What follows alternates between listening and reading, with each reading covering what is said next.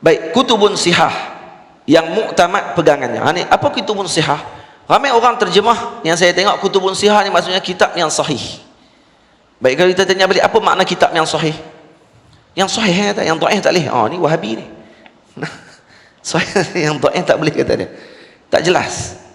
Jadi bila saya tanya kepada guru saya, Maulana Syekh Ahmad, kata Syekh Ahmad Mamduh, kutubun sihah yang dimaksudkan dalam alatul ilmi arba', syaikhun fattah, aqlun rajah, kutubun sihah, da'bun wa ilhah. Kutubun sihah yang dimaksudkan adalah kitab yang mu'tamad.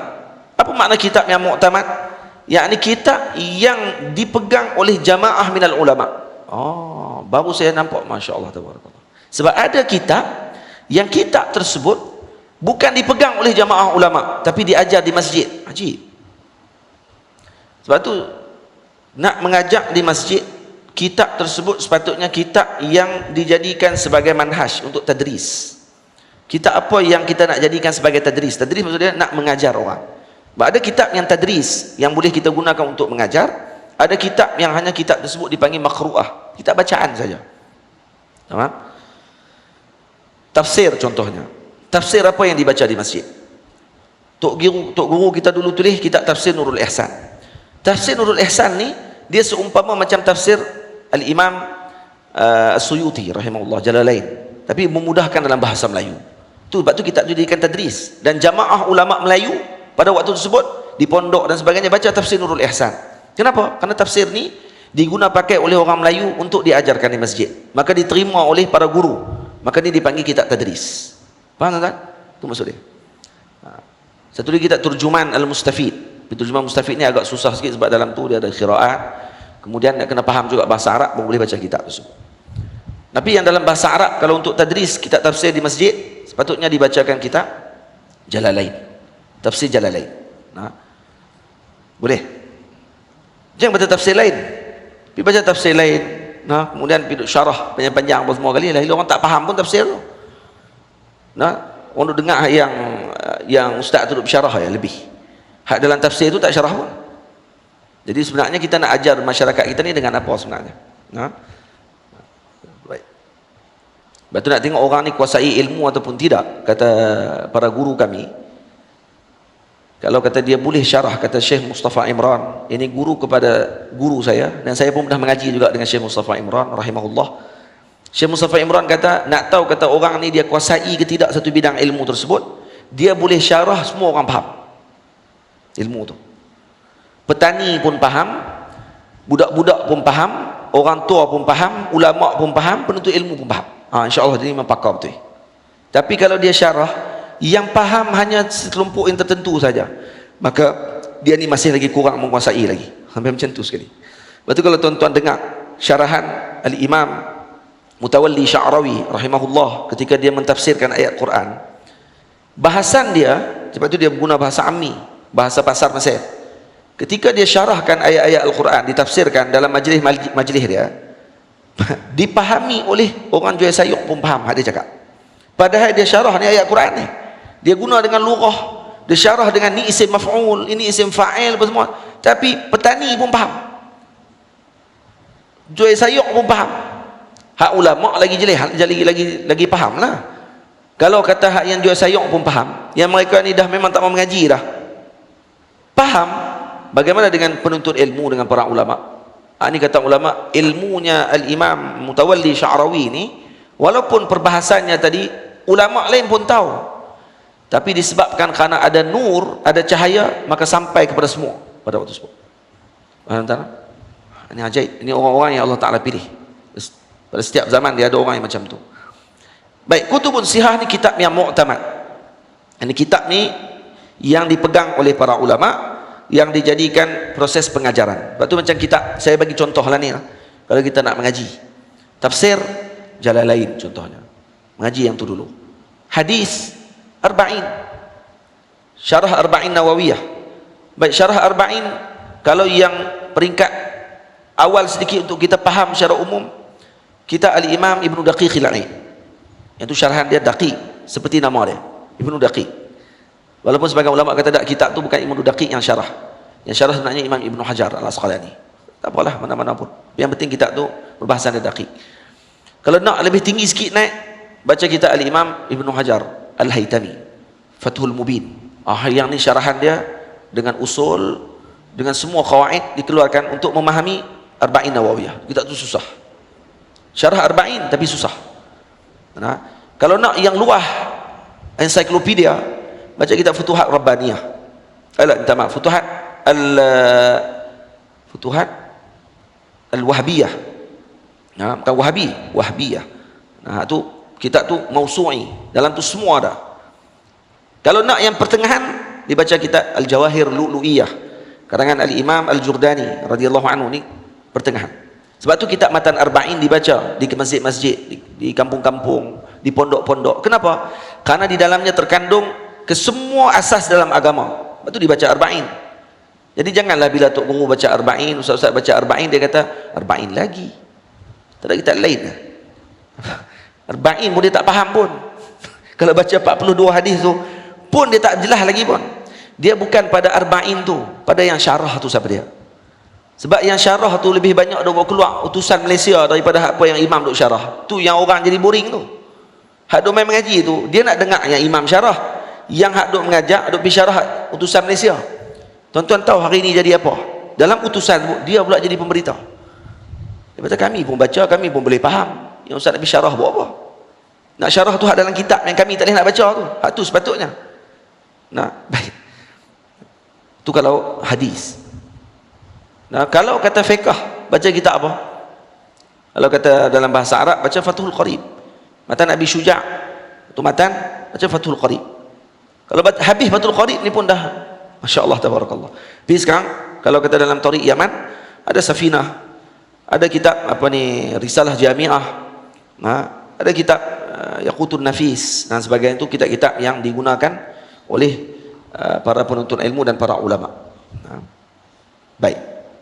Saya sebut yang ringkas lah tu. Tu bukan sebut yang peringkat, yang naik peringkat sampai ke tinggi. Hak awal-awal ya. Nah, tu kalau dimajak di masjid lah. Bila kitab tasawuf, ngaji kitab apa? Penawar bagi hati. Nah, kitab Hidayatul Azkiya ila Tariqil Awliya karangan Al-Imam Zainuddin Malaybari Al-Kabir. Kitab Allahumma salli ala Sayyidina Muhammad Tajul Arus karangan Al-Imam Ibnu Athaillah As-Sakandari.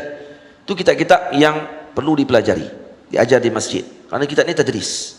Nah, ataupun kitab Idah Asrar Al-Muqarrabin, itu peringkat tinggi sikit. Idah Asrar Al-Muqarrabin. Nah, karangan Al-Imam Bajamal. Nah, Bajamal. Nah, aku tak silap saya. Lagi apa ni?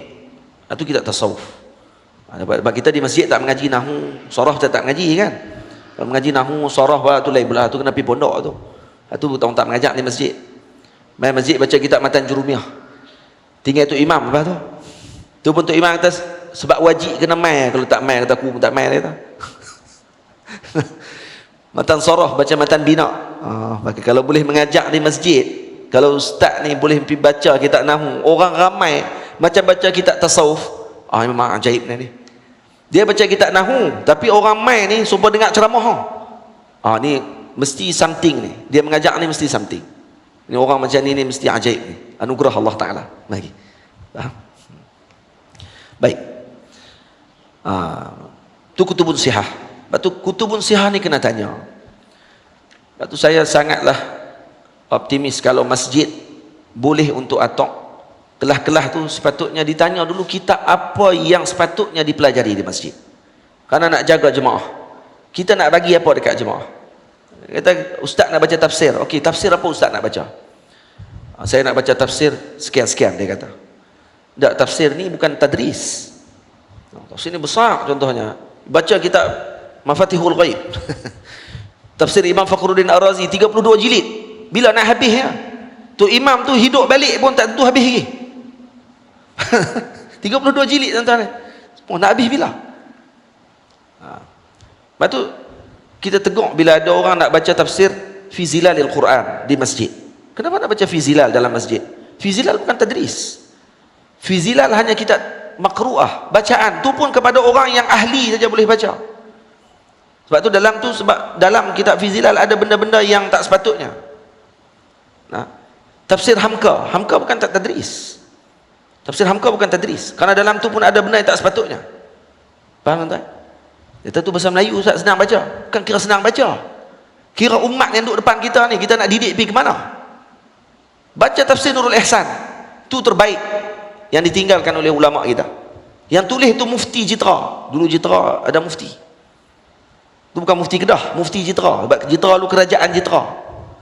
Nah, Jitra ada kerajaan, Kubang Pasu ada kerajaan, dia ada Mufti Kubang Pasu, ada Mufti Jitra. Kalau mereka buat balik nanti mungkin ada Mufti Pedu, ada seorang nanti. Jadi tu orang panggil tadris. Baca kitab tafsir Nurul Ihsan. Ada orang kadang-kadang tengok tafsir Nurul Ihsan, dia kata, oh, tafsir Nurul Ihsan kecil sangat. Kecil, apa baca tengok, mana sangat kecil. Dalam tu tuan-tuan, kalau tuan-tuan baca, penuh dengan qawaid. Kalau tuan-tuan baca tafsir Turjuman Mustafid karangan Syekh Abdul Rauf Singkel, yang Syekh Idris Marbawi alih balik bahasa dia sedikit, baca yang tu macam tuan-tuan baca kitab Baydawi tu. Tu dia. Kitab Baydawi ni peringkat kedua setelah baca tafsir Jalalain. Syarah kitab dah kan. Dah tajuk dia Kitabun Sihah. Jadi tuan-tuan kena tahu benda-benda tersebut. Tidak, kena reti. Kalau tidak nanti kita pegang masjid, kita jadi guru, kita nak mengajak kepada orang, kita pun tak tahu kitab apa yang kita nak pilih. Baik sirah, kita nak baca kitab apa dekat umat. Baca tafsir, baca Nurul Yaqin, baca Nurul Yaqin. Nurul Yaqin karangan Khidri Bik, Syekh Muhammad Khidri Bik. Ini kitab tadris yang digunakan oleh Al-Azhar Al-Syarif bertahun-tahun. Sekarang tak guna dah. Ajaib. Nah, Azhar pun ajaib juga, ada sebahagian tolak tak pakai dah. Dipakai kitab ringkasan-ringkasan saja. Nurul Yaqin dipakai pada zaman dulu di Al-Azhar Al-Syarif. Kenapa dibaca Nurul Yaqin? Karena di dalamnya maklumat lengkap tentang Nabi SAW, daripada Nabi lahir sampai Nabi wafat. Baca Nurul Yaqin. Lepas naik Nurul Yaqin, baca kitab apa pula? Sirah. Baca Al-Imam Buti, baca kitab Fiqhus Sirah. Itu baru ikut turutan. Nampak? Cara dia macam tu. Lepas habis yang tu, baru naik kitab Alfiyah Iraqi, karangan Al-Imam Iraqi, syarahan Al-Imamul Munawi dan sebagainya. Jadi itu kitab dipanggil kitab tadris. Penting untuk kita tahu perkara tersebut, kerana kita tak mau buang masa. Tuan-tuan. Jadi Kutubun Sihah yang muktamad pegangannya, ini kata Ahmad guruku yang mulia. Siapa Ahmad ini? Guru saya Syekh Ahmad Mamduh hafizahullah taala. Beliau yang mensyarahkan maksud Kutubun Sihah ini kepada saya. Jadi saya letakkan dalam kitab ini sebagai ingatan kita. Kesungguhan ini yang paling utama. Ini yang keempat. Ini paling utama. Ada 4 alat ilmu. Syekhun Fattah, guru pembuka. Aqlun Rajah, akal yang bijak. Lagi apa dia? Yang ketiga, Kutubun Sihah, kitab yang muktamad. Yang keempat, Da'bun wa Ilhah, iaitu apa dia? Kesungguhan dalam menuntut ilmu. Karena kalau ada guru, kalau ada akal yang bijak, kalau ada kitab yang muktamad tapi pemalah, yang keempat, boleh mengaji? Tak boleh mengaji. Tak boleh pergi. Faham tak? Sebab tu yang keempat ni saya sebut kesungguhan. Ini yang paling utama. Da'bun Ilhah, menyempurna bilangannya. Bilangan apa ni? Bilangan 4 asas yang saya sebutkan sebelum ini. Iaitu bait yang ke-15. Iaitu bilangannya, iaitu bilangan 4 itu. Jika lengkap syarat yang ku sebutkannya, jadi kalau tuan-tuan kita sendiri lengkap syarat ini, 4 syarat ni ada. Kita ada guru Fattah, kita ada Aqlun Rajah, kita ada Da'bun wa Ilhah, dan kita ada Kutubun Sihah, yakni kitab muktamad. Maka ini adalah syarat untuk seorang tadi menjadi ilmuwan. Dia akan jadi alim selepas itu, insya-Allah. Kalau tak jadi alim pun, dia akan reti untuk diri dia sendiri. Bersyukurlah ini rezeki darinya. Karena ini rezeki yang Allah Ta'ala bagi. Rezeki bukan hanya yang masuk dalam perut kita saja. Rezeki ada 2 jenis. Ada rezeki dipanggil rezeki yang maknawi, ada rezeki yang dipanggil rezeki yang hissi. Rezeki hissi yang kita makan. Rezeki yang kita makan, yang kita guna, yang kita pakai dan sebagainya, itu dipanggil hissi, yang kita boleh nampak, kita boleh pegang. Yang kedua dipanggil rezeki maknawi. Rezeki maknawi ni apa dia? Ilmu. Ini rezeki maknawi yang kita rasa dalam diri kita. Faham? Itu dipanggil rezeki maknawi. Baik.